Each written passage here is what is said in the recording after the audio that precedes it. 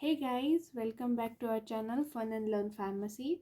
We are continuing with HAP series. In that we seen the basics of anat and physio. In that definition of anat and physio we are done. Levels of structure and organization is also done. 11 systems of body is seen in previous lecture. So now we are seeing basic life processes.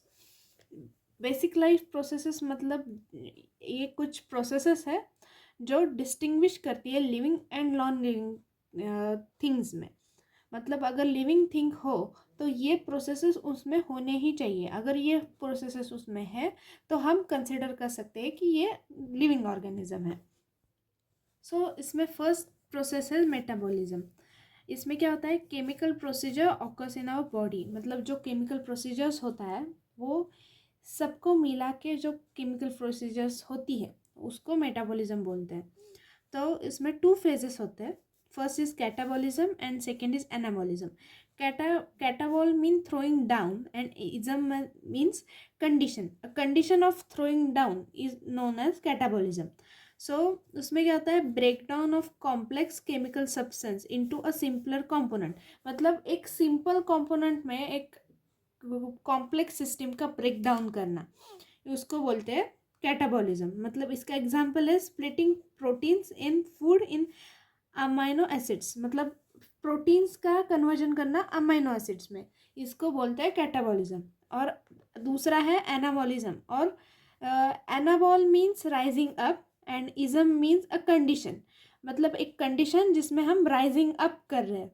तो इसमें क्या होता है, building up of complex chemical substance from smaller simpler components. मतलब एक small simple component से हम एक बड़ा कॉम्प्लेक्स केमिकल सब्सटेंस फॉर्म कर रहे हैं, उसको बोलते हैं एनाबॉलिज्म. तो इसका एग्जांपल है these amino acids use to build new proteins that makes up structure. मतलब यही या इधर जो हमने प्रोटीन से अमाइनो एसिड्स बनाए, जो सिंपल फॉर्म बनाए, उसी सिंपल अमाइनो एसिड्स से हम एक नया प्रोटीन बिल्ड कर रहे हैं टू मेक्स अप स्ट्रक्चर. मतलब स्ट्रक्चर बोन का, मसल्स का, डीएनए आरएनए का स्ट्रक्चर जो प्रोटीन बनाने में हेल्प करता है.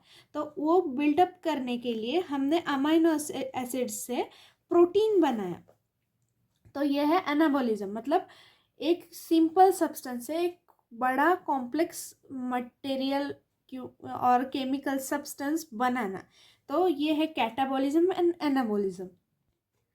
अब सेकेंड है रिस्पॉन्सिवनेस. अब रिस्पॉन्सिवनेस में क्या होता है, body's ability to detect and respond to changes. मतलब बॉडी में एक्सटर्नल और इंटरनल जो चेंजेस होते हैं उसको डिटेक्ट करना और रिस्पॉन्ड करना, उसको कहते हैं रिस्पॉन्सिवनेस.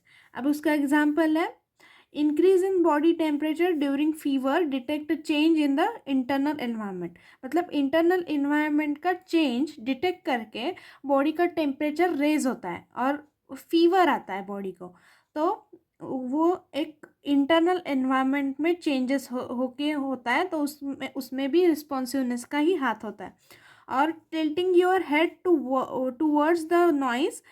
तो अगर हमें कोई बड़ा आवाज़ सुनाई दिया किसी एक दिशा से, तो हम ऐसे ही उस दिशा में अपना सर घुमा लेते हैं और कान से सुनने की कोशिश करते हैं.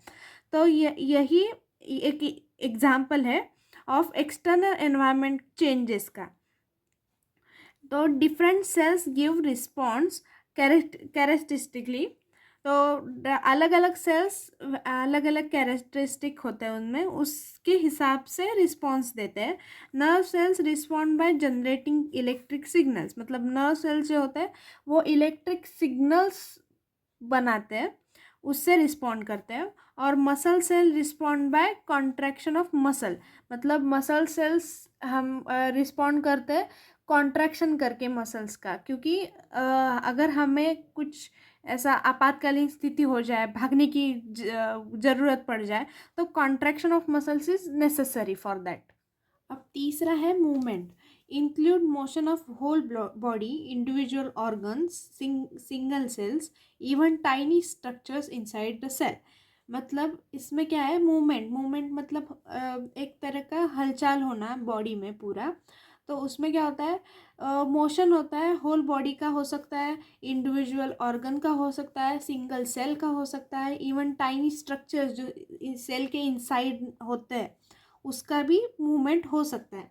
तो उसका एग्जांपल है the coordinated action of leg muscles moves your whole body from one place to another when you walk और रन। मतलब हमें चलना या भागना होता है, तभी एक सिंगल मसल कॉन्ट्रैक्शन होके हमारा पूरी बॉडी मूवमेंट करती है। तो वो भी एक एग्जांपल है। और जब हम मील खाते हैं, मतलब फूड इंटेक करते हैं बॉडी में, तो जब फैट का कंटेंट उसमें होता है तो गाल ब्लैडर जो होता है वो कॉन्ट्रैक्ट होता है और release bile into the gastrointestinal tract. तो जीआई ट्रैक में गाल ब्लैडर जो है वो बाइल सीक्रेट करता है, क्योंकि जो हमने फूड इंटेक किया है उसमें फैट है। तो ये भी मूवमेंट का ही एग्जाम्पल है। सो नेक्स्ट है growth. It is an increase of body size that result from an increase in the size of existing cells and increase in the number of cells और sometimes both. मतलब इसमें क्या होता है, body size increase होता है क्योंकि जो एग्जिस्टिंग सेल का जो साइज होता है वो इंक्रीज हो सकता है, और सेल का जो नंबर होता है, अगर 2 सेल है उसकी जगह 4 हो गए, 8 हो गए, तो भी साइज इंक्रीज हो सकता है बॉडी का। और समटाइम्स दोनों हो सकते हैं कि मतलब एग्जिस्टिंग सेल का भी साइज इंक्रीज हो गया और नंबर भी इंक्रीज हो गया। तो उस दोनों दोनों चीज़ से ग्रोथ हो सकती है, इंक्रीज बॉडी साइज हो सकता है। तो sometimes tissue can also increase in size because of material in the cells get increase. मतलब टिश्यू भी उसका साइज बढ़ा सकते हैं क्योंकि सेल में जो मटेरियल होता है वो इंक्रीज हो गया तो वो सेल का साइज इंक्रीज होगा।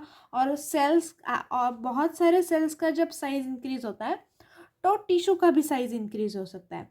Also in a growing bone minerals deposit accumulate between bone cells causing the bone to grow in length and width. मतलब अभी बेबी से लेके एक अडल्ट ऑर्गेनिज्म तक जो बोन साइज होता है वो सेम नहीं होता है, बोन भी साइज में बढ़ते हैं। तो इसमें क्या होता है, मिनरल डिपोजिशन जब होता है बोन सेल्स के बीच में, तो उससे भी कॉज होता है bone to grow in length and width also. So इससे क्या होता है, एक तो साइज इंक्रीज होता है बोन का, उससे उसको स्ट्रेंथ मिलती है एंड उससे उसकी लंबाई भी बढ़ती है। तो ये सब है जो ग्रोथ में आता है। अभी नेक्स्ट है डिफ्रेंशिएशन। इसमें क्या होता है, development of cell from an unspecialized cell to specialized cell. तो क्या उसमें क्या होता है, जब एक जायगोट और मतलब एक स्पर्म एंड एक oocyte मिलते हैं तो एक सेल तैयार होता है बॉडी में।